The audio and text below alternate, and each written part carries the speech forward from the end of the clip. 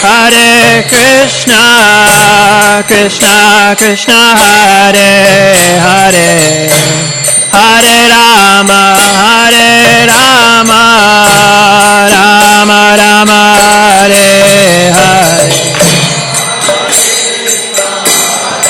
Krishna, Krishna Krishna, Hare Hare, Hare Rama,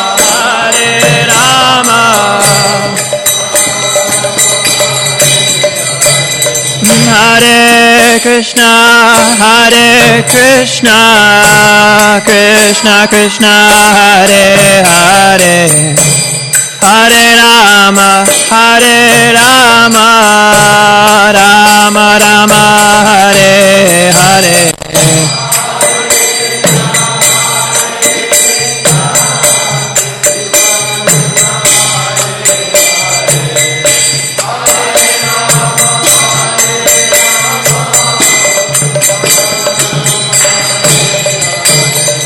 Hare Krishna, Krishna Krishna, Hare Hare, Hare Rama, Rama Rama, Hare Hare.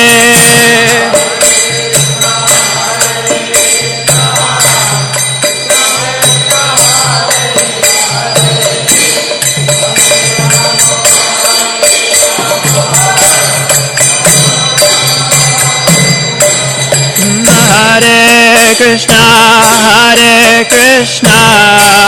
Krishna Krishna, Hare Hare, Hare Rama, Rama Rama, Hare Hare.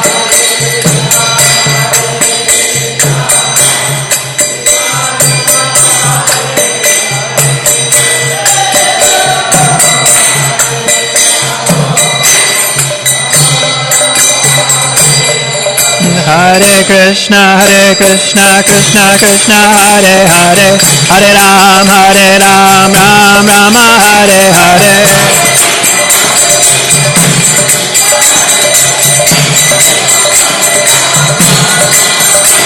Hare Krishna, Krishna Krishna, Hare Hare, Hare Ram, Rama Rama, Hare Hare.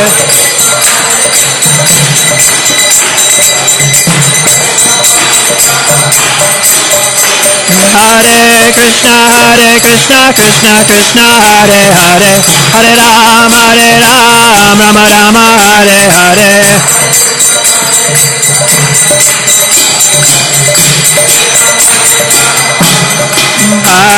Hare Krishna, Krishna Krishna, Hare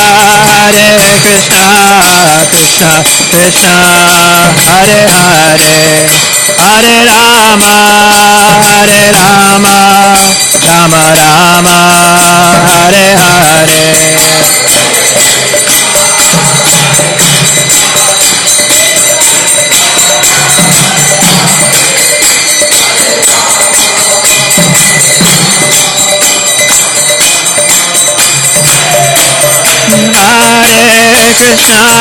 Hare Krishna, Krishna Krishna, Hare Hare, Hare Rama, Rama Rama, Hare Hare.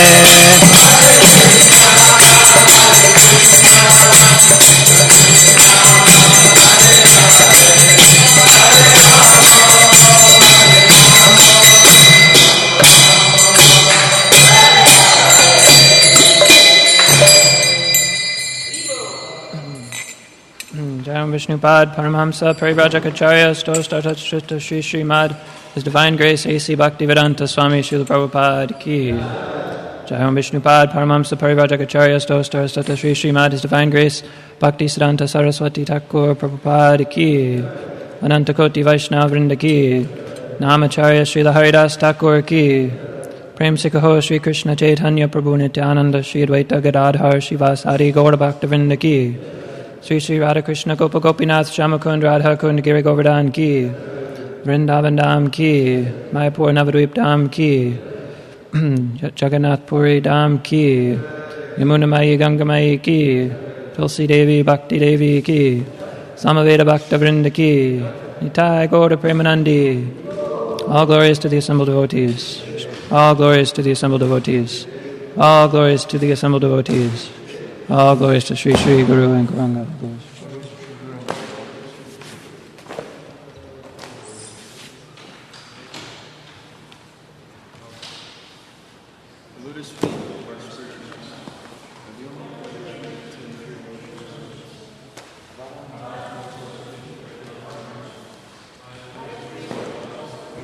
Material suffering.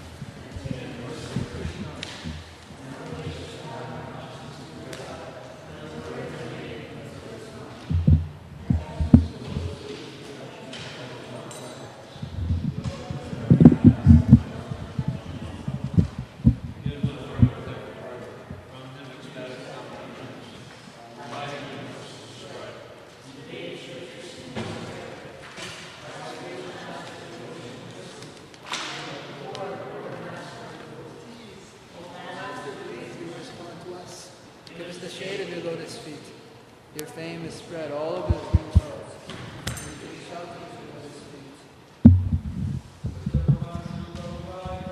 Jai!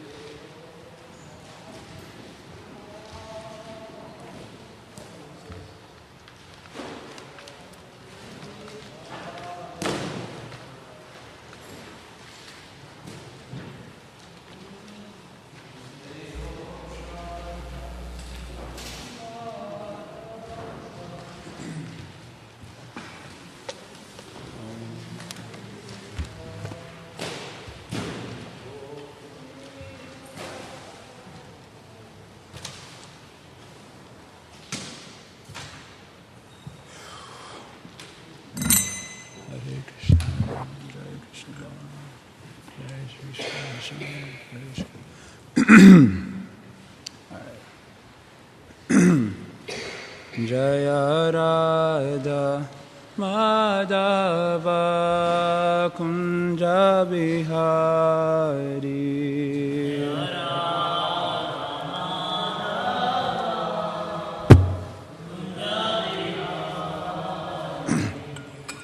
Jaya Gopi Janavalabha Girivaradari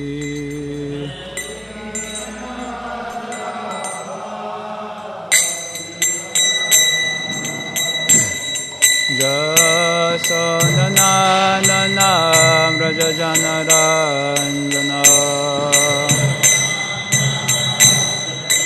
Yamunatira Vanachari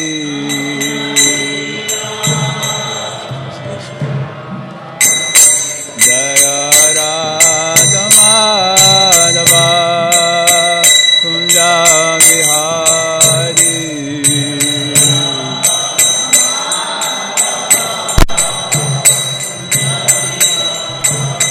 Jaya Gopi Janavalabha Jaya Girivaradari Jaya Girivaradari Janavalabha Jaya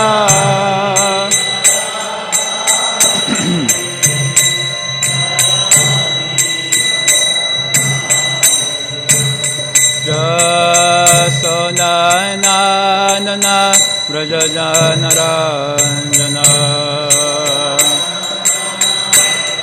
Yamunatira Vanachari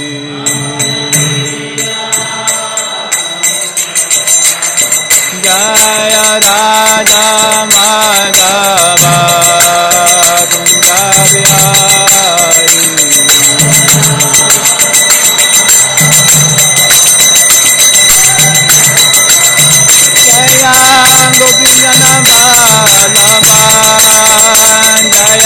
Girivardhari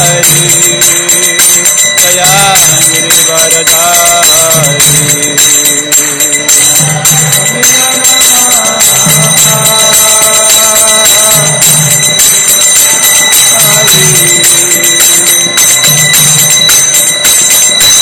Jatanana Rajajanayana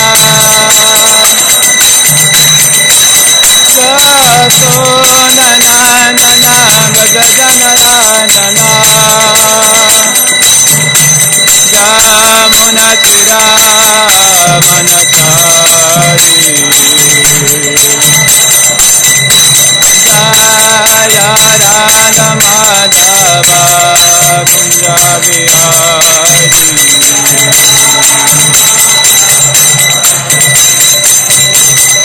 Jaya Radha Madhava Kunja Vihari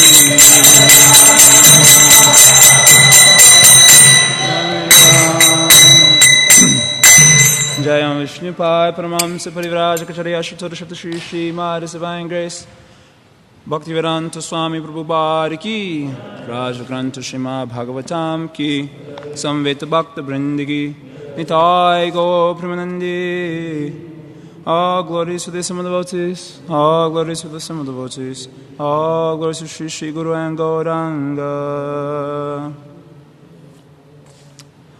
O Namo Bhagavate Vasudevaya.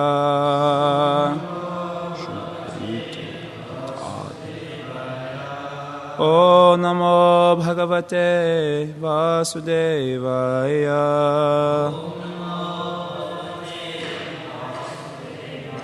O Namo Bhagavate Vasudevaya.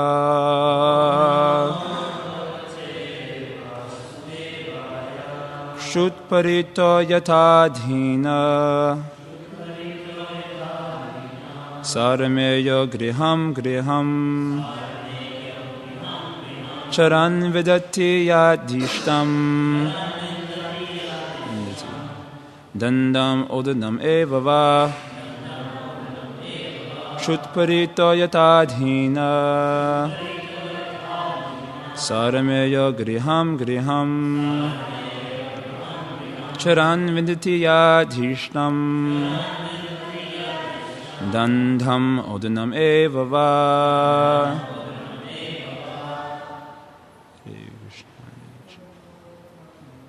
Shutparito yatadhina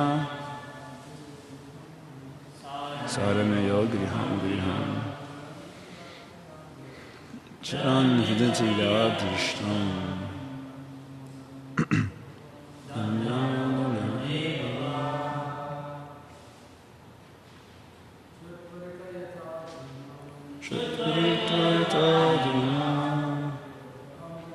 Sarameyo graham graham Charanvidasya tishtam Dandam odanam eva Shutparito yatadhina Sarameyo griham griham Charanvidasya tishtam Dandam odanam eva. Mothers,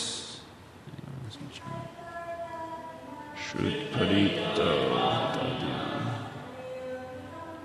Sarameyo Griham Griham Taranadatiya Dishtam Dandam Odanam Eva.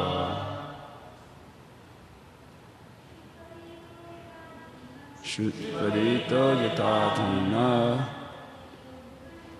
Sarameyo Griham Griham Charanadatiya Dishtam Dandam Odanam Eva. There's two verses actually. Tata kamashayo jiva ucha vachapata brahman uparyadova madhyeva yati dishtam priya priyam. Shutparita, overcome by hunger, Yata, as. Dina, poor. Sarameya, a dog. Griham, from one house.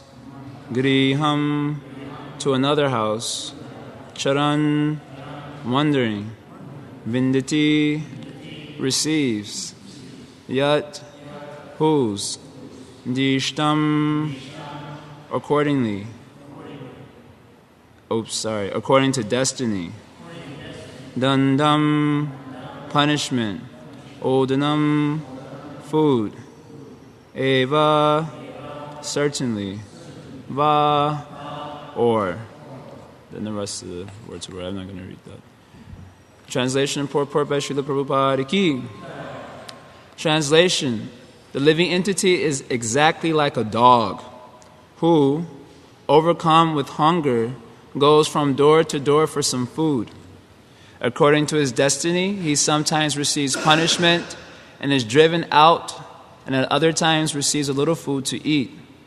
Similarly, the living entity, being influenced by so many desires, wanders in different species of life according to destiny. Sometimes he is high, and sometimes he is low. Sometimes he goes to the heavenly planets, sometimes to hell, sometimes to the middle planets, and so on. Purport. The living entity's position is herein likened to a dog's. By chance, a dog may have a very rich owner, and by chance he may become a street dog. As the dog of a rich man, he will live very opulently. Sometimes in Western countries, we hear of a master leaving millions of dollars to a dog in his will. Of course, there are many dogs loitering in the street without food. Therefore, to liken the conditional existence of the living entity to that of a dog is very appropriate. An intelligent human being, however, can understand that if he has to live the life of a dog, he had best become Krishna's dog. In the material world, a dog is sometimes elevated and is sometimes on the street. But in the spiritual world, Krishna's dog is perpetually, eternally happy. Srila Bhaktivinoda Thakur has therefore sung, Vaishnava Thakur Tomar Kukura Bhaliya Jananaha More. In this way, Bhaktivinoda Thakur offers to become a Vaishnava's dog. A dog always keeps himself at his master's door and does not allow any person unfavorable to the master to enter. Similarly, one should engage in the service of a Vaishnava and try to please him in every respect. Unless one does so, he does not make spiritual advancement. Apart from spiritual advancement in the material world, if one does not develop his qualities and goodness, he cannot be promoted to the higher planetary system, as confirmed by Bhagavad Gita 14:18.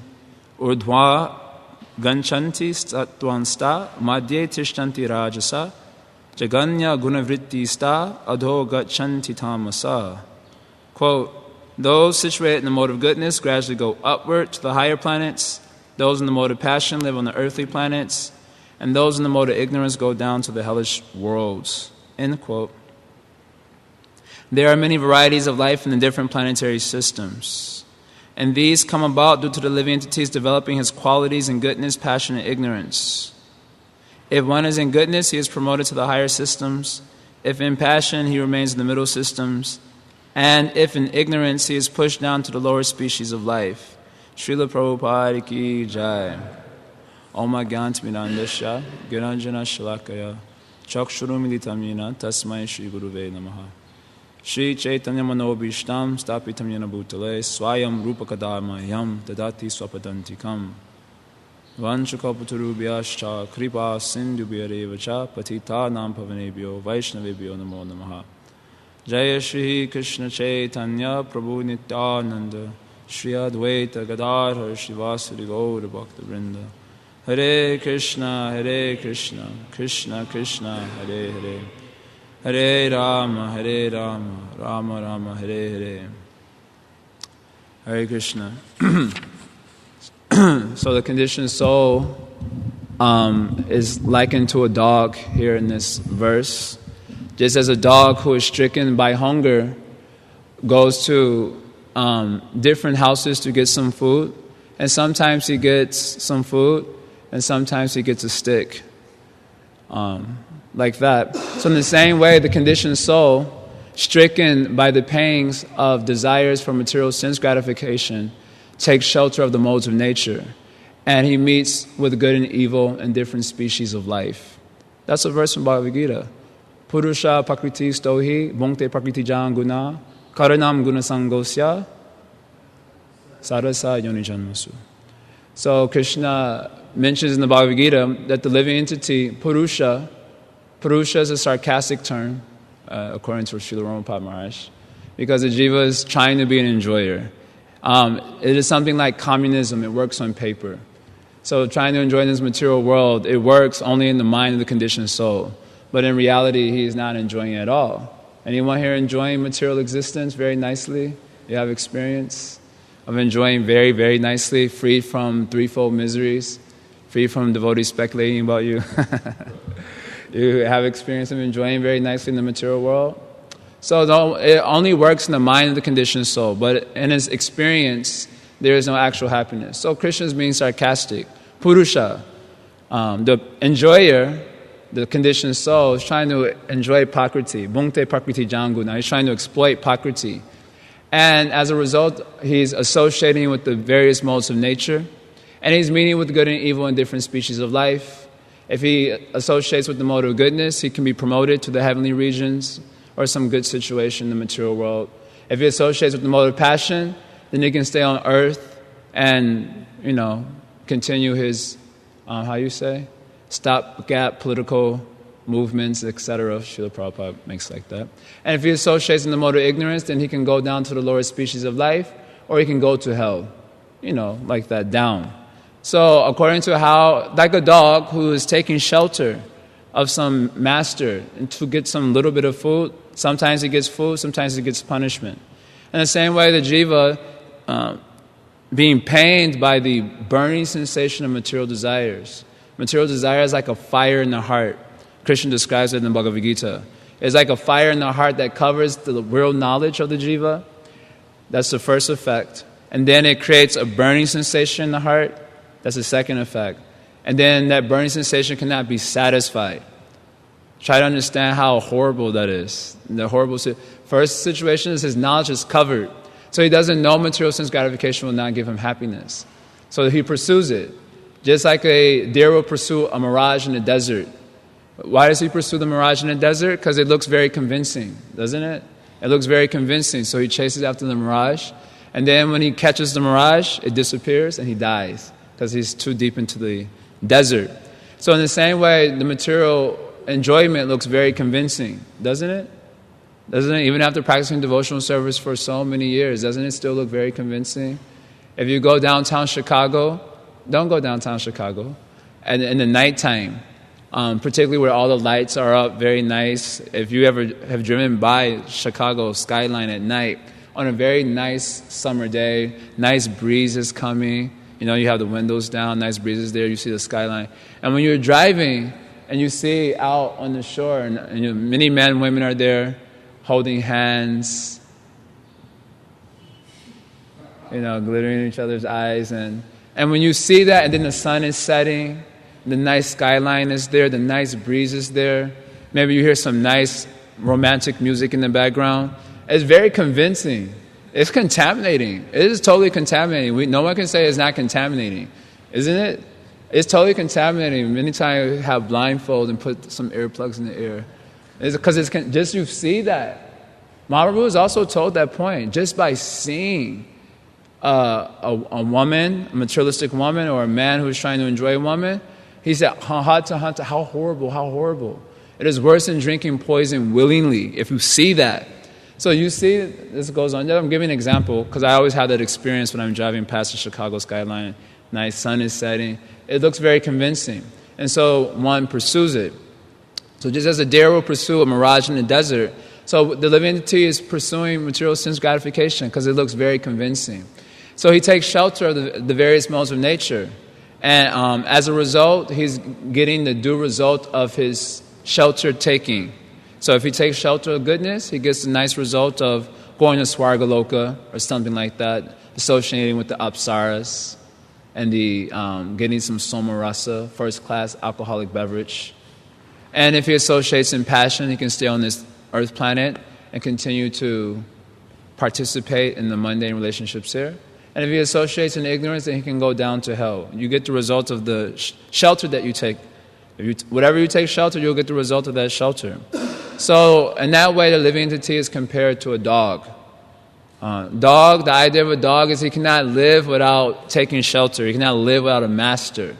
Srila Prabhupada often used this as using the Bhagavatam to criticize modern education. Sorry, I always have to bring that up. Somehow it happens by chance. It's not exactly planned like that, but I think in your association I get inspired to just throw a critique in there. Anyway, Srila Prabhupada is told like this, that in modern education they're simply training up dogs. Actually it's a fact. No one really knows how to do anything practical when they graduate from college, like cook for yourself or nothing like practical you learn in school. All you learn how to do is how to become a slave. Very nicely they train us how to become slave. Because after you graduate, what do you have to do? You take your resume, this is how Srila Prabhupada describes it in the Bhagavatam, and you go, will you be my master? Roof, roof. No. And you go with your resume, I think you call it resume. Will you be my master? Roof, roof, roof. And you have to look a very pathetic face. Like the dog, huh? The dog. Will you be my master? No. You go to the next. Will you be my master? Okay. Yes. You become very happy. Why? Because I will get a paycheck like that. I have a job, and then that master, he'll be so unmerciful also. And especially nowadays in an economic situation, the master, so-called master you take shelter of because he can give paycheck, then he will be so cruel to his loyal dogs. He'll be very cruel to them. He'll make them to work 12 hours. And because they're scared of losing the job, so he punishes them. You work 12 hours or else I'll fire you. And you'll be back again on a street dog. Now I'm giving you shelter, and if you don't work 12 hours, then you'll become a street dog. So then the dog is being punished. And he continues to work in computers or whatever it is he's doing these days. So in this way, the living entity's life, Prabhupada is compared. This modern education is simply training dogs. And then as a dog means he cannot live without a master. So as in Govinda Das's song, Baju Hure Mana song, so he describes how such dogs, for a little bit of flickering happiness, called a paycheck, flickering happiness. And that paycheck also, you don't get to enjoy usually, especially if you get family. Many of you may be thinking like that, getting wife, getting kids, which means in-laws, it means so many things. So that even that little bit of flickering happiness that one calls a paycheck, you not get to enjoy because wife will come, kids will come. Then the in-laws will come. So many people will come. Finally, what you'll get to enjoy would be like, a couple of dollars, you get to go to the movies or something. We were hearing yesterday, you call it a day with the family, go to the cinema, go to a mundane restaurant, like that. So you not get to enjoy.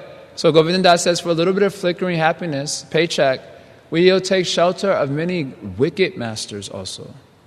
Govinda Das said, wicked masters. Isn't it? All these jobs that we're working in the modern civilization, they're wicked. They're all connected to very wicked activities. Many of the jobs are contributing to a lot of the, warfare in other countries and so on. Very wicked things are going on. We don't even know because we don't see. This is a very expertise of American culture. You don't actually see what is happening.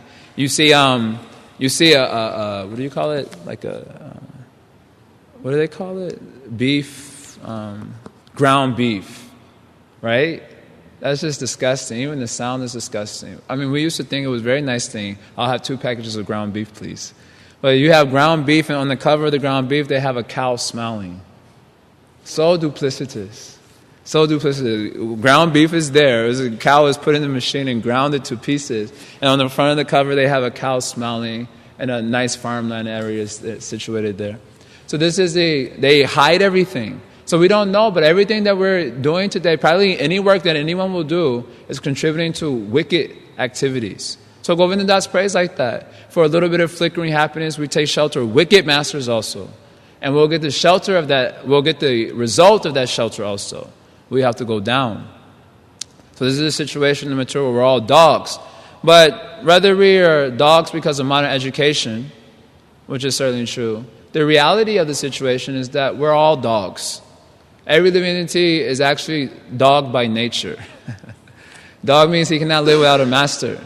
So all jivas actually are by nature dog. So since we are by nature dog, we must take shelter of some master. Then Prabhupada is pointing out here in the purport, why not take shelter of a Vaishnava? Since anyway I have to be someone's dog, I cannot avoid someone's dog I have to be, then why not be the dog of some Vaishnava?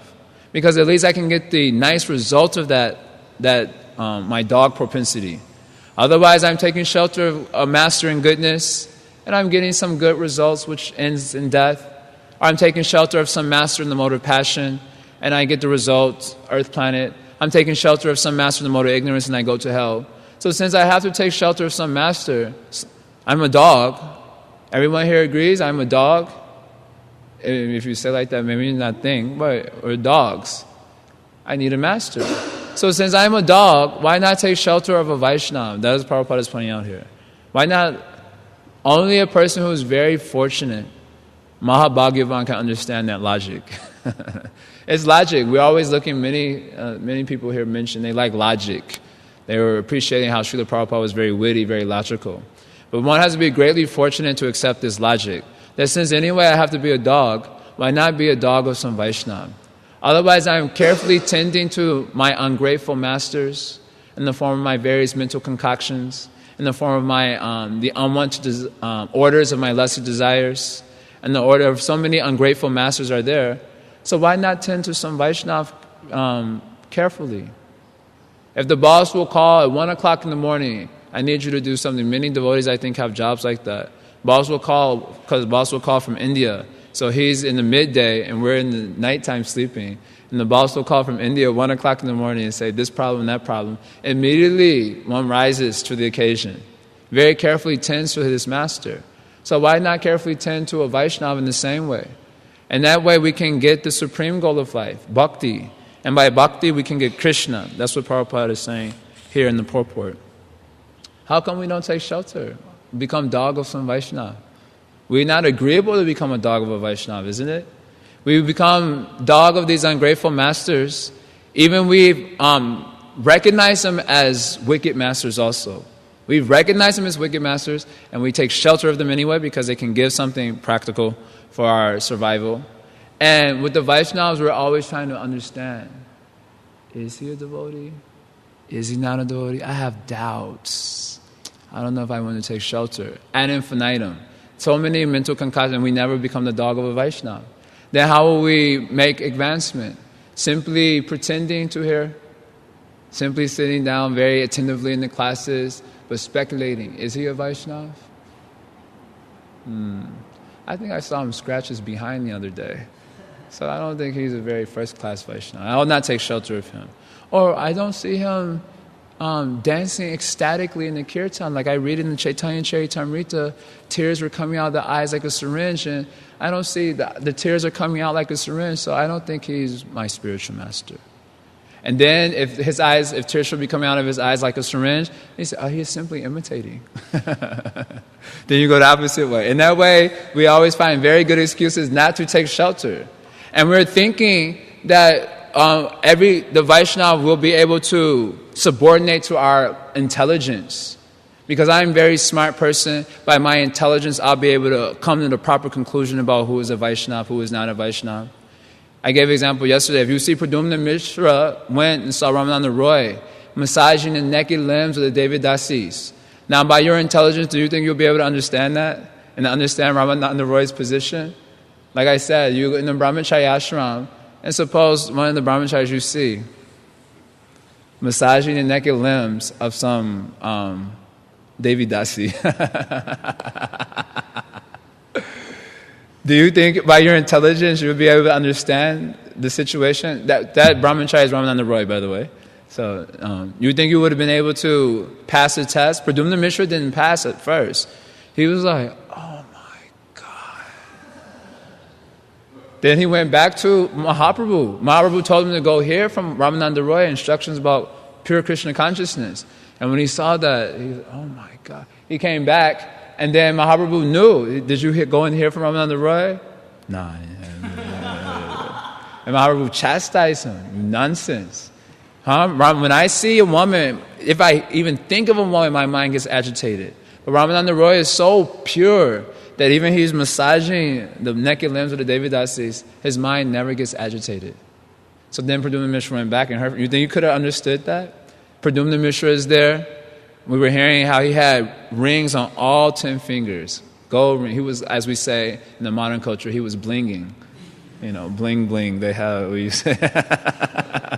And his hair would be nicely oiled, slicked, so many fragrances.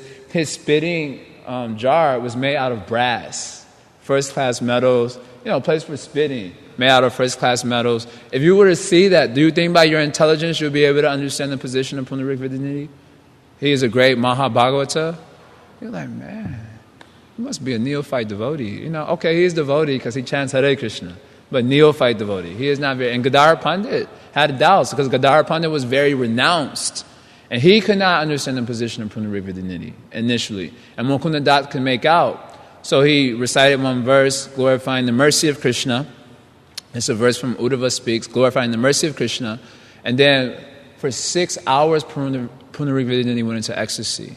His hair became scattered. He kicked the metal pot. He started ripping everything in the room, breaking the mirrors. For 6 hours, everyone had to run. At first, they tried to contain his ecstasy, but he was so ecstatic, they were probably getting tossed across the room. So everyone had to run.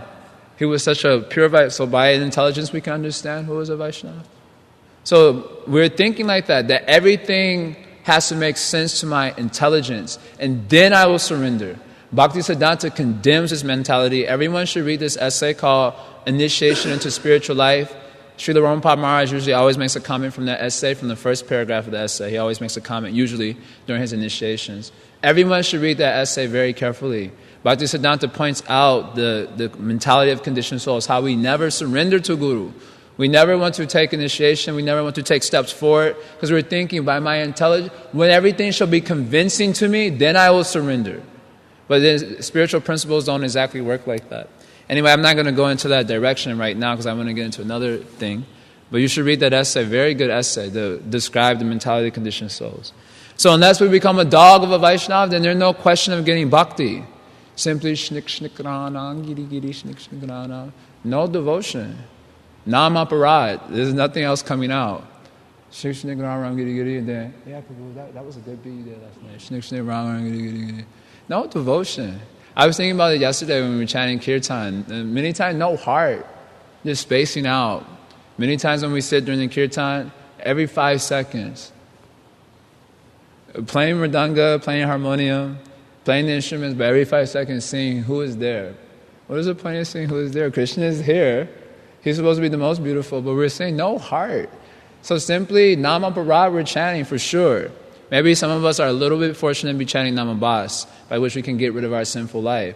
So then how will we get devotional service? Unless we're chanting purely.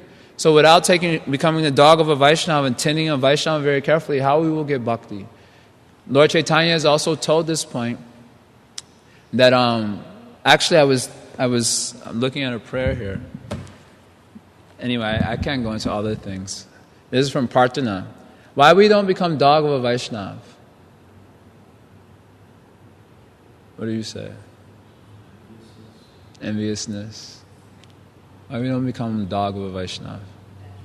Attachments. Why you don't become a dog of a Vaishnava? Insecurity. What is insecurity? If he's a Vaishnava? Huh? You'll get brainwashed.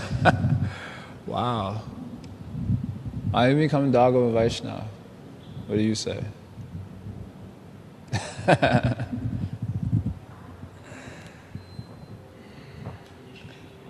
Past relation, arrogance. Right, yeah. So we have no, what do you say? Paramartika Shraddha. We have no transcendental faith in Vaishnavas. And without faith, how can you develop love for devotees? See, we say from adal shraddha to prema, right? From faith to love. So without faith in Vaishnavas, how do you develop love for Vaishnavas? We are only pretending to love them, pretending to appreciate them very profoundly, clapping for the classes, looking very starry-eyed, like we're really getting something out of the class. We pretend. Wow. And then after the class, we even help delude one another by saying, that was an amazing class, wasn't it? Even though in the heart nothing is happening. We say, that was a wonderful class, wasn't it? He said, yeah, really great. And then go take our prasadam and speak prajalpa. We help further delude ourselves. Without faith, how will we get love? So Narottam Das Thakur, he's praying in Parthana. There's nice many verses. Ki rupe paiba sabha mui durachar. You know this verse? Shri Guru Vaishnava Rati Nahaila Amar. Anyone knows? We don't know these prayers. These are nice prayers. Actually, for Gaudiya Vaishnavas, the songs of Bhaktivinoda Thakur and Narottam Das Thakur are considered extremely important. Srila Prabhupada said they are Shastra, so we should know them. And they're easier to comprehend than Bhagavatam, because they're like it's the essence of Bhagavatam condensed for us. Ki rupi paibe seba mui durachar Shri Guru Vaishnava Rati Nahaila Amar. He says, he's posing a question, Narottam Das Thakur is posing a question. How is it possible for a rascal like me to attain devotional service? Mui durachar. Durachar means, like we hear from Bhagavad Gita, apichet su durachar. Durachar. Durachar means one who is doing nonsensical activities. So much, even chanting Hare Krishna with duplicity, that's nonsense. So how will it be possible for a rascal like me to develop devotion for Krishna? He says, when I have no devotion for either the Vaishnavas or my own spiritual master. Shri Guru Vaishnava Rati Nahaila Amar. I have no devotion for the Vaishnavas. Anyone here has devotion for the Vaishnavas? Nor for my own spiritual master. I'm not going to read all the prayers. It's very nice. I was thinking to do that, but time is running out. So we have no faith. And if we have no faith, how can we develop our love for the devotees? And if we don't develop love for them, how will we get bhakti? And without getting bhakti, how will we get Krishna? So then, Srila Prabhupada is saying here in the purport, Mahaprabhu has also told this, the same thing he's told. Krishna bhakti sadhu sangha, Krishna bhakti janmamula hai sadhu sangha, Krishna prema janme tena punamukha anga. That if you want bhakti, the root cause of the birth of bhakti is sadhu sangha, association with sadhus. And even after prema awakens, Krishna prema janme, even after prema awakens, then that sadhu sangha is still the most essential principle. Punamukya anga, most essential. Sometimes people think, once I become advanced, then I don't need anyone. Sometimes we think like that, isn't it? Because of Mayavad tendency, anyway, we already think we don't need anyone. But by associating with devotees, we think, okay, I need them to get something from them. And once I get that thing from them, then I don't require them anymore.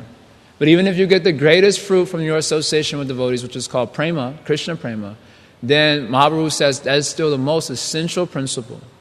So our business is to become a dog of a devotee. Everyone here ready to become a dog of a devotee? No. Only shaking head theoretically, yes. But in the heart, no. Isn't it? No. We're externally saying yes, because you have to say yes, isn't it? If you were to say, some sadhu is saying, do you want to become Dagava Vaishnava? And you will go like this, then they may blast you in the class or something, depending on what type of sadhu it is. No, dog.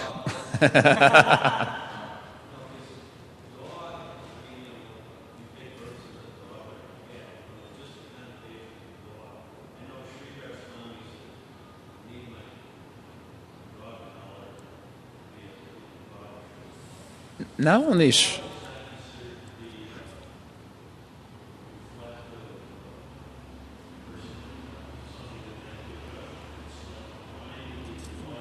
Thank you. Beautiful. A dog is not one considered to have good. No, what discrimination will have? So he's very beautifully pointing out, Jitendra Prabhu is very beautifully pointing out for the assembly of Vaishnavas, that a dog is considered one to not have very good judgment. very unclean, very foolish. Does that sound like someone you know? Not very good judgment, not very clean, not very intelligent, very foolish. So I think the dog is the most appropriate term.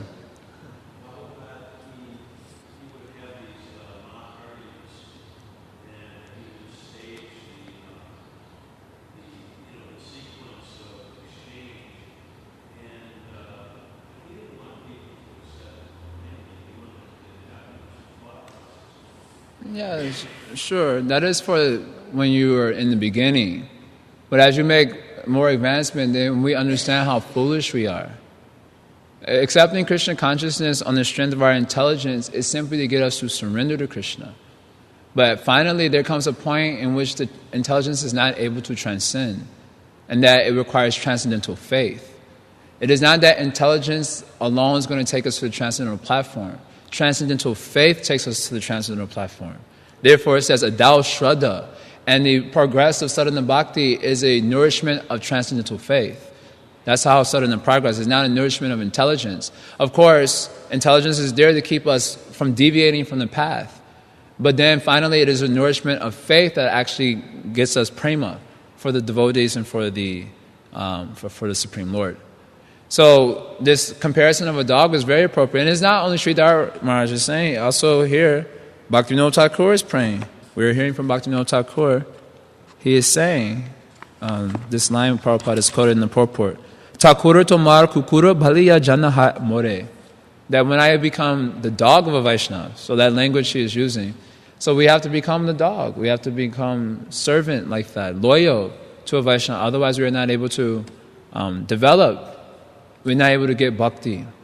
So in Gaur Lila, maybe can we say after the class? In Gaur Lila, you know about Shivananda Sain is there. So when Mahaprabhu came back from Vrindavan, then Swarup Damodar Goswami sent word to all the Bengali Vaishnavas that Mahaprabhu has come back to Vrindavan. So Shivananda Sain used to make all the arrangements for the Bengali Vaishnavas to go from Bengal to Jagannath Puri. So on this one excursion, one dog came along.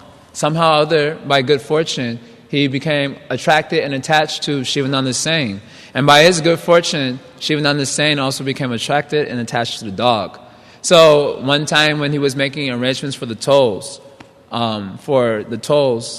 to help the devotees cross over the river, so the toll master did not want to allow the dog to get on. So then Shivananda Sain paid extra. He paid extra paisa for the dog to get on the boat. Later on, he got detained by a tollman, and so he told the devotees to take care of the dog while he was away. And the devotees totally spaced it out, and they forgot. Because it's a dog. Usually we're not so attentive to if the dog shall come, we usually kick it away. Ooh. I grew up learning that the dog was a spit of the devil. Somehow or other. And I had that conception for a long time, until maybe when I was in high school. So anyway, dog is considered very unclean. So Vaishnavas generally keep the dog away. So the devotees forgot about the dog. So Shivananda Sain asked, did you all feed the dog today? And the devotees were like, oh, we forgot. We were chanting Hare Krishna. Yeah, we forgot to feed the dog. So he was so hurt. Shivananda Sain was so hurt by that he fasted. And then they went over to Jagannath Puri, and there they saw a dog was there. And Mahaprabhu was taking green coconut pulp and throwing it to the dog. And the dog was eating that. And when Shivananda Sain saw that dog also, he offered obeisances to that dog because he felt he committed offense to him by neglecting him. Anyway, very transcendental thing. So then the next day, they didn't see the dog. The dog had disappeared. Why? Because he had went back to Godhead by the mercy of Mahaprabhu. So Srila Prabhupada gives two purports in this section describing this. One section describing the benefit of becoming the dog of a devotee. And then he quotes the same verse from Bhaktivinoda Thakur there also. And he says, this is the result of sadhu sangha. By associating with sadhus without duplicity, then you'll get bhakti. And by bhakti, you'll get the mercy of Lord Chaitanya and the mercy of Krishna, and you can get your perfected spiritual form, Siddhadeha. That's what's mentioned. And you go back home to Vaikuntha Gela. Siddhadeha Vaikuntha Gela. You can go back home to the spiritual world, Vaikuntha. This is the result of sadhu sangha. So then Srila Prabhupada begs that the members of the International Society of Christian Consciousness will become sadhus, so that people can actually benefit. If somehow the one can become carefully tend to the services of a Vaishnav, just as we carefully tend to the services of our material masters. Isn't it? We very carefully tend to their services, even though we know they are wicked masters. If we shall develop that mentality towards Guru and Vaishnavas, then we can get bhakti. And by getting bhakti, we can get Krishna. So I'll conclude with just you may know about this book. It's probably remained on your shelf as it is for years together. This is the Narada Bhakti Sutra. Srila Prabhupada only translated the first 6 sutras, maybe 6 or 7 sutras. It was 7, 8 sutras. And then the rest, he didn't complete it. And it was later on completed by the Vaishnavas, his disciples. I think particularly Sasarup Maharaj. So this book is a very nice book, very powerful but very interesting book. It's written by Narada Muni after he was wanting to understand the devotion. I remember hearing this in Vrindavan. He wanted to understand the devotion of the gopis, but he was not able to enter into the Rasmando because no one can enter into the Rasmando without having a form of a gopi. So he took bath in Kusum Sarovar, and in Kusum Sarovar he came out with a Braja Gopi Swarup, and then he was able to enter the Rasmando and try to comprehend their devotion. And then he came out and then again entered in Kusum Sarovar and came out as again Narada Muni, and then he composed his Narada Bhakti Sutra, I think on the bank of Kusum Sarovar in Vrindavan. That's how I remember hearing when I went to Kusum Sarovar in 2007. They were telling like that. So it's a very nice book. So in this book he talks about how does one achieve devotion to Krishna. So here he mentions one achieves devotion to Krishna by giving up sense gratification and mundane association. If one is having a satsang tyag, a Vaishnavachara, Mahaprabhu is told the same thing. If one is maintaining on not very proper association, that doesn't just mean our mundane friends and so on, but even television, movies, video games. So many mundane books reading. We have no time for reading the transcendental literatures, but we have plenty of time for reading CNN and newspapers and Harry Potter and all these things. It's all considered a satsang. Then you cannot develop bhakti. If you do not want to give up such association, no question of chanting Hare Krishna. Then it says, one achieves bhakti by worshipping the Lord ceaselessly. Avyavriti bhajanat. By ceaselessly doing bhajan, then one can achieve bhakti. Non-stop.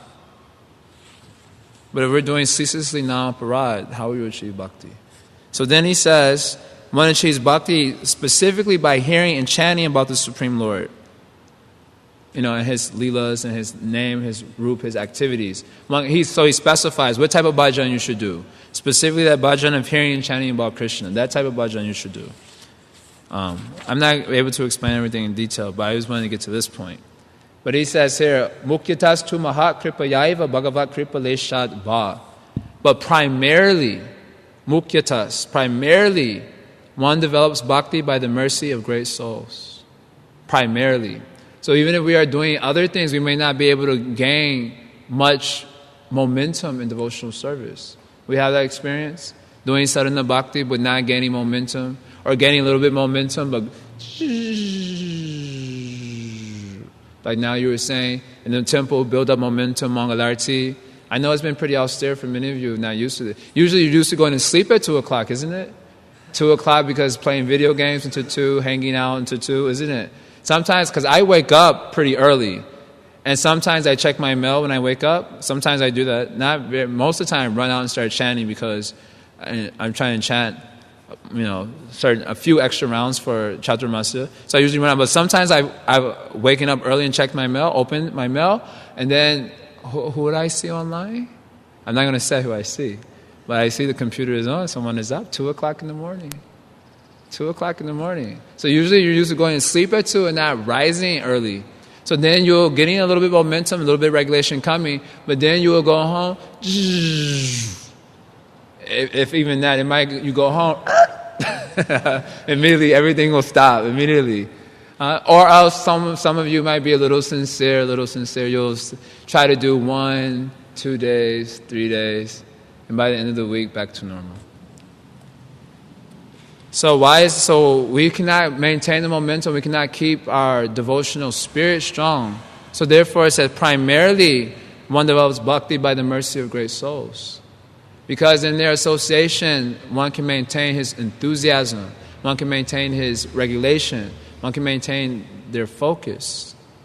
So and then he goes on to describe more about the sadhu sangha in several verses. I'm not going to describe all of it now. I don't have any time. So without becoming devotee of Krishna, dog of Krishna, then everything we're doing in one sense is pretentious. Yesterday, His Grace Vishnu Jambaru was asking about how someone said, ultimately truth is guru. Ultimately truth is guru. How convenient. Truth is guru, so I never have to surrender to guru because the truth is guru. As if, who is so audacious to say they can understand the truth without the help of guru? Tarko pratishta shrutayo vibhinam. The Mahabharata is mentioned that no one can understand the truth by argument, simply arguing, I have the truth, no, I have the truth. Who can understand in that way? No one can understand the truth by going to the Shastra. So when saying, by Shastra, truth is in the Shastra, Mahabharata says, you will not understand the truth because simply for your sense gratification, you'll quote Shastra. We'll become very expert. So how do we understand? Dharmasya tattvam nihitam guhayam says the truth is hidden. Hidden. Guhyam means like a cave. The idea of a cave is that many valuable jewels are inside a cave. Many valuable jewels are inside, so you have to go deep inside the cave to get those jewels. So the devotee's heart is guhya. Very many wonderful jewels of bhakti are there. And that dharma tattva is hidden inside his heart. So how you will get that? You have to go just how you have to go deep inside the cave to get those jewels. Then you're supposed to go to such a devotee and render service by which they feel inspired to reveal those jewels to you. And you can get Mahajanayana Gatasa Panta. So when someone says, truth is guru, I follow truth, Krishna just laughs at such a person. He comes before the deity of Krishna, and then he says, Krishna, truth. I believe in truth. And Krishna is smiling. But it's not that he's smiling because he's very pleased with such a person. He's laughing. What a nonsense. You so nonsense. Definitely you're going to hell. No, maybe it doesn't say like that, but you were so shady in the mode of ignorance. You're going down, my dear Prabhu. In the name of truth. Then everyone will quote Bhaktisiddhanta. Bhaktisiddhanta stood for truth. They will quote, imitating Bhaktisiddhanta. Huh? Okay, you're quoting Bhaktisiddhanta. For 9 years, you also chant 3 lakh a name every day, 10 billion names. First you do that, then you imitate Bhaktisiddhanta. If you're going to imitate Bhaktisiddhanta, you should imitate him completely. So sit down in the holy dham of Mayapur and chant incessantly for 9 years. How many names? 10 billion names? 10 billion names, was it? 1 billion names. So you imitate that also. So you want to imitate, Bhaktisiddhanta did it, and you're criticizing Vaishnavas on the strength of Bhaktisiddhanta. Well, you imitate Bhaktisiddhanta here also. If you shall imitate that, then I'll consider your point more seriously. Someone is saying, truth, I follow truth. But without going to a Vaishnava, how you will get that truth? Krishna does not agree to reveal himself to any old, nasty, living jiva like us in the Kali Yuga. Reprobates. Reprobates means one who's rejected by godly people. So he would not agree unless some devotee kindly looks upon us and we take that service seriously. But to speak of 5 days, earlier we were saying, what can we accomplish in 5 days? What can be accomplished in 5 days with the men? They will not get anything in 5 days. We were thinking like that. But then I was correcting my understanding a little bit. And he said, we also say this thing, Lava Matra Sadhu Sangi Sarva Siddhi Hoy. With the speak of 5 days, even 1 moment is considered sufficient time. 1 moment is sufficient if we take it to heart. Unfortunately, our hearts are so rock solid that even we're having so many moments, even we've been nurtured by sadhus from the very beginning of our lives, some of us, not myself, unfortunately. Still, our hearts are so rock solid that we don't take it seriously. Tadashma saram hridayam batedam. Na grihyamana harinama deyai. Na vikriye tarto. Even I'm chanting harinam with focus. I had good rounds today. First class rounds. Bhagavatam said, na vikriye tarto. The heart doesn't change. Even you're chanting nicely. Even you're free from illusion. This is also mentioned by that prayer I was reading from Narottam Das Thakur. You're on a liberated platform chanting Hare Krishna because of your namabhas, you achieve some type of liberation. But heart is not changing. No love for the Vaishnavas. Why? Still frame. And just like I was thinking, anyway, I hate to... It's like the still doors. I remember seeing one movie, I won't mention the name. But then the doors would be, the secret room would be behind like these still doors. It'd be like 5 doors. Let's say like Star Trek or something, you know? Boom, boom, boom, boom, boom. You know, like all these still doors, and you couldn't get inside the secret room unless you knew the code. And then all these still doors were open. So our hearts are like that. So Vaishnava is speaking to us, spending so much time with us, trying to give association, and we're just looking. Nothing's happening. Simply pretending to hear. Nothing's happening, just looking.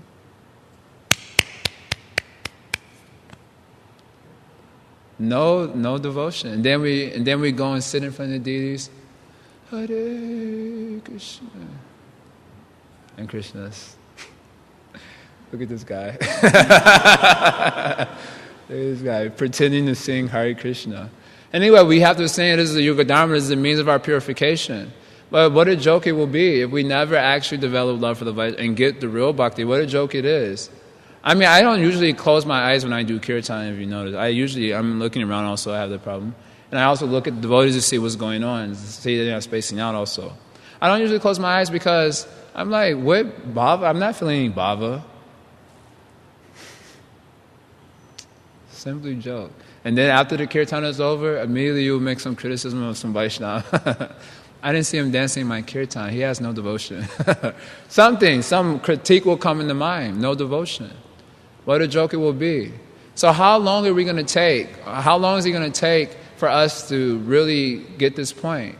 How long do I have to see the Vaishnavas before I realize I have to actually practically surrender and not just go on hearing ad infinitum and then waste my human form of life in an attempt to understand Vaishnavas with my weakened intelligence?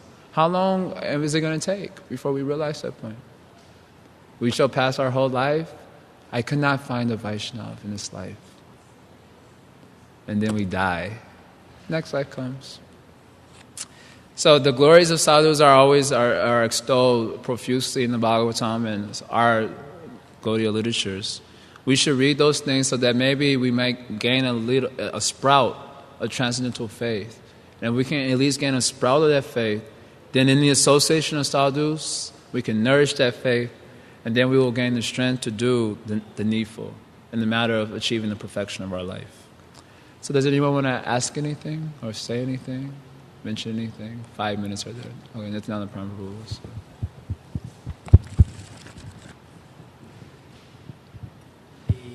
The analogy of dog, as he was saying,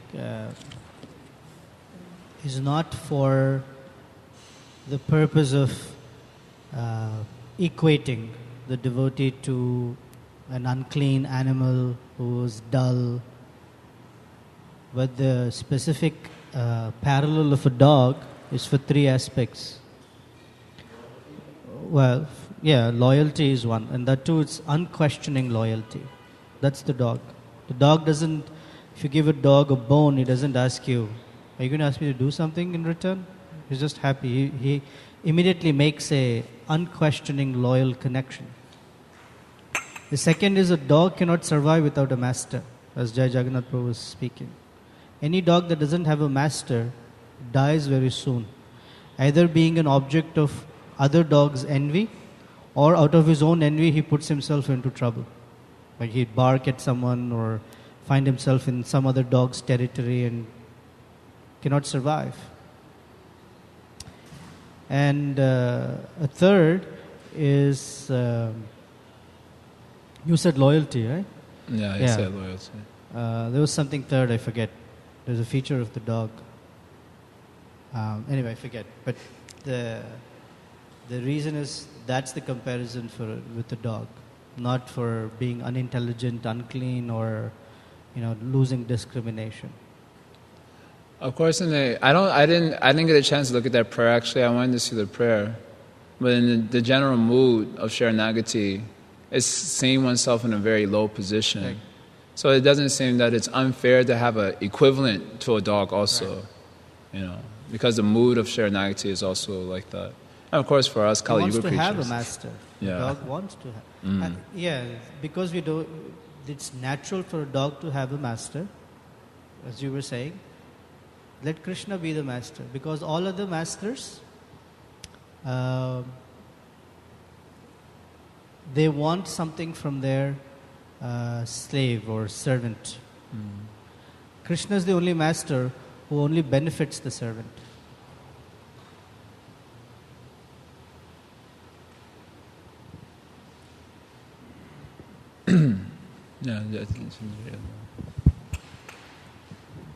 I just wanted to say that a boss is like a diaper, always on your butt and always full of stool. I don't know. And then he also said that... Luckily, I don't think they can hear on the... What's that? Yeah, I'm not going to read. And it says, politicians are like diapers also. They need to be changed from time to time. I don't know. You have a question?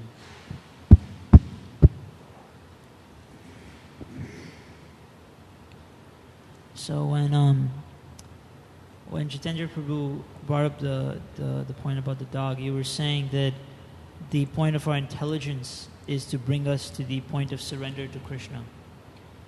Also at the beginning of class, you were saying how we have this manipulative, or not manipulative, but calculative approach towards seeing the Vaishnavas, to see Vaishnavas. Basically, we're trying to use our intelligence to analyze if he's a devotee or not. So, can you explain how we're supposed to use our intelligence to come to the point of surrender, but at the same time not use that intelligence to analyze the devotee? The question is, we use our intelligence to understand things in this world, and we oftentimes use our intelligence to try to understand the Vaishnavas. And then we get ourselves into trouble. That's on the one side. And the other side is, how do we get... Yeah, the other side is that you were saying the point of our intelligence is to bring us to the point of surrender to Krishna. So then we're supposed to use our intelligence to come to the point of surrender, but we're not supposed to use our intelligence to analyze we should use our intelligence to follow what the Vaishnavas are saying. Then we'll get the experience by which our faith shall be nourished. Speak into the mic loudly. The second part of the question is, we're not supposed to use our intelligence to analyze the Vaishnavas, but we're supposed to use our intelligence to surrender. And it may be sometimes difficult to make that separation, We may just be using our intelligence to surrender, so then we apply our intelligence on everything, including the Vaishnavas. Yeah, of course, we don't want to say intelligence checks out as such. Let's qualify mundane intelligence and transcendental intelligence. Divya Buddhi, as mentioned by Krishna in Bhagavad Gita, Te Shansidatam Yuktadnam Bhajatam Priti Purvakam, Dadadmi Buddhi Yogam Taminamam Puyantate. Unfortunately, our ability to perceive the Vaishnavas requires a high level of purity, to perceive them properly. It requires a high level of purity, and we usually, on the strength of our mundane intelligence, not nourished by Priti Bhajan, not nourished by a very strong, loving bhajan, devotional service to Krishna, we try to understand the Vaishnavas, and then we get ourselves into a lot of trouble. That's a fact. That's reality. Even this verse from NOI 5, Krishneti Yasya Giritam Manasadrita, it says you should see different Vaishnavas and how you should relate to them according to their position in Krishna consciousness. Even that verse is mentioned by acharyas to be for Madhyama Adhikaris. It means a very purified devotee, not a very neophyte devotee, will be able to successfully do so without committing aparatam. So our business is to see the reason, and let's say logic, that's what our intelligence is able to understand, of what the Vaishnavas are saying. And then by following that, we'll gain the purity by which we can begin to see things properly. A verse I quote often nowadays, Yatha yatatma pramyate so, ma punya gata shavana bidhanai, tata tata pashyati vastu shukshman, chakshur yatai vanjana samprayuktam. So it says, to the degree our consciousness has been purified by the sadhana of hearing and chanting about Krishna, to his pious narrations, ma punya gata shavana abhidanai, then to that degree, proportionate that degree, we'll be able to see Pashati Vastu. We'll be able to see the Vastu, the substance of Krishna, Shukshma, which is very subtle thing to see. You'll be able to see it. Just like if you apply ointment to your anjana, to the eye, chakshur yatai vanjana samprayuktam, then the disease from the eye is removed, you can see. So our business is to use our intelligence to understand what the Vaishnavas were saying, we are able to comprehend, to expose our doubts, and then follow what they are saying. They gain the purity by which we can begin to appreciate the substance of it. Even our appreciation of Vaishnavas is usually very insubstantial. To be real. I appreciated their qualities. How do you appreciate their qualities? We don't even understand what are their qualities. We have our own definition of all the qualities. What is humility? What is pride? All these things, we have our own definitions. And unless we're purified, how we will even appreciate Vaishnavas properly? Our appreciation is so insubstantial. As soon as we say, oh, that Vaishnava is so humble, then the next day he'll get heavy with you. He said, he's so puffed up. Our feelings are we oscillate. This is how you know the feelings are not real. Because the oscillation would be so drastic. One day I'm like, I want to surrender. And the next day he didn't glance at you properly or something. Then you'll be completely 180 the other way. That means our appreciation of the qualities is itself not substantial. So we need to see the necessity to follow what they're saying, see the logic of it, and gain strength and purity by which we can appreciate the vastu, the devotion of a devotee. Therefore, the devotional service takes patience. One needs to be patient. Because, for all these obvious reasons. If one is too hastily trying to do. But if in the name of patience, we take forever and ever and ever. I am being patient, I am being patient. I'm being patient 80 years. I am being patient, I'm being patient. 85, deathbed. I'm being patient. And then next body. And that's so patient where it comes to the point of non-movement. But patient to apply, patient not to apply, but enthusiastically applying and patiently allowing myself the opportunity to purify my life. Not thinking that I am Vaishnava after 3 weeks and then wanting to become spiritual master of so many people. Give ourselves time to become a devotee, a real devotee. Otherwise, after 3 weeks, less than 1 year, crying about why I'm not seeing Krishna, or trying to liberate all the conditioned souls, sleeping at 12 o'clock because I'm reading emails or something like that, and then waking, coming in the Mangalarti, sleeping, doing the Mangalarti prayer. Not a very good thing. We should give ourselves time to become devotees. I know in our movement, it's always this strong push to preach, you got to save the world. And I myself am drowning. So much duplicity is inside. How I will help other devotees? So we have to take calculated measures. Under guidance, we can reach out and all these things, but give ourselves a chance. We have to give ourselves a chance to become devotees. Why tomorrow we have to become Vaishnavas? That's one type of devotee. And the other devotees, not tomorrow I have to become. I'll wait till the next life to become a devotee. This life I'll do my material sense enjoyment. So therefore, Utsaha and Nisha, both should be there. You should enthusiastically apply this life. This life itself you apply, but patience to know that you're not going to become Vaishnava overnight. You're not Acharya, Keshi demon attacking. Keshi demon, Anartha means that I'm a great Mahabhagavata devotee. I'm a great Acharya. That's what Bhaktivinoda Thakur says Keshi demon represents. Keshi demon immediately attacking. As soon as I learned 2-3 verses from the Gita, all the jivas, come, sit. What is your question? So we should give ourselves a chance, fighting chance. Devotional service is the long haul process, not short haul. But it's not meant to be so long that for lifetimes, I used to joke like this many years ago, it's not meant to be so gradual that it's the end of the Kali Yuga and Kalki Avatar has appeared. And he comes before us and we say, it's a gradual process. And then Kalki Avatar says, okay, let me speed it up for you. And chops the head off. And it's not meant to be that gradual either. It's not meant so gradual that you don't make any advancement at all.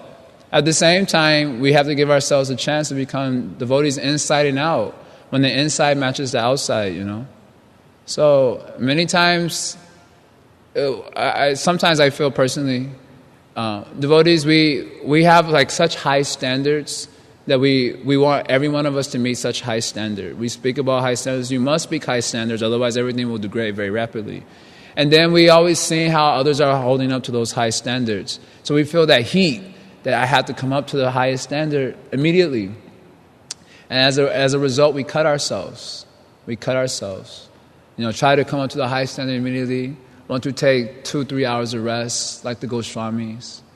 Then during Shravanam and Kirtanam. And then right after, rise, get the cry out of your eyes, and start preaching to the guests. What a joke. The guest never thinks, you yourself are sleeping in the class. If it's not interesting for you, why I should be interested? The guest is not smart enough to see that, Immediately, we are sleeping, and then we rise, and immediately go preach to the guests. Because we feel that instead I have to go and save the world. So anyway, we should give ourselves a chance in Krishna consciousness. But we should apply enthusiasm this life. Don't wait forever. And ever and ever and ever. Then next life comes around, and then next life, you don't know what will be the situation. Kali Yuga is degrading rapid. Or what if you go to Swargaloka by your Namabash chanting? That would be horrible. You go to Swargaloka, then you come back to Earth Planet, Mahaprabhu's movement gone. Or you go take birth in Kali Yuga next life. Kali Yuga, the situation might be so intense, you might not be able to chant Hare Krishna. You might have to just, do like this. And even if they see you doing that, they'll know. Shoot him, this is a Vaishnava. It might be so severe. It's getting severe. In some places it's severe like that already. It's getting that way. Where like Hiranyakashipu time, they couldn't do anything. Somehow they were sneaking around and chanting Hare Krishna. So if we wait until the next life to become devotee, then now is such a good opportunity. Sangha is not too heavy. Kali Yuga is not so heavy yet. So we're getting a chance to more or less peacefully cultivate our devotional service. And then we're going to waste the opportunity thinking 50% this life, from next life 51%. A disciple told like that to Prabhupada one time. And Srila Prabhupada said, if you didn't make it this life, why you will make it next life? So this life, we should be utsaha, but patient enough to give ourselves a chance to become devotees. Anyway, sorry for rambling on. But sometimes I personally feel, I don't know about all of you, but I personally feel like that sometimes. It's like you should not have any anarthas. On the one hand, it's okay, I have anarthas, but others should not have anarthas. Sometimes I feel that pressure from, the mentality is like that. It's okay if I have anarthas, but if others' anarthas are coming out, that is not a very good thing. Prabhu, I have to tell you have this anartha. Oh, really? I didn't know. I had no idea I had that anartha. Thank you for pointing it out. You're so merciful. Just like we hear from, I think Govind Maharaj was telling, the colander, sieve, they call it sieve also. Is it sieve? I always forget how it's pronounced. The sieve is pointing to the needle. You have a hole in your back. The needle's like, oh, really? I have a hole in my back. Your whole body is full of holes. Whole body, colander, whole body is full of holes. And he's pointing to I see there's a hole in your back. It's very prominent. The hole is taking up the whole body almost. The needle. And he's like, thank you. I didn't even know that. And he's full of such holes. So sometimes we put that pressure on one another in Vaishnava communities. It's okay if I have anarthas, but if others have anarthas, it's not a very good thing. At the same time, we have standards, and we have to meet the standards and gradually purify ourselves. But you can see the difficulty of spiritual life now, as I'm trying to explain it. You can see razor-sharp edge. You can see it's a very difficult thing. On the one hand, I should associate with devotees. On the other hand, I'll make offenses if I associate with them too closely and get familiar. On the one hand, you should chant Hare Krishna. On the other hand, you'll commit aparad. And if you commit aparad, then you may get pushed out. You may destroy your spiritual life completely. It's like, well, what am I supposed to do? Associate with the Vaishnavas. What if I associate the razor sharp edge? Anyway, we can talk afterwards because I'm rambling on, but I wanted to say that because I do feel that sometimes that happens in our communities, and I don't know if any of you ever felt like that before. Maybe you will not admit, but I know it is there because devotees have told me. So anyway, thank you for tolerating my verbose ramblings. I hope we see the importance of taking to sadhu sangha this life with patience and enthusiasm. Srila Prabhupada ki jai.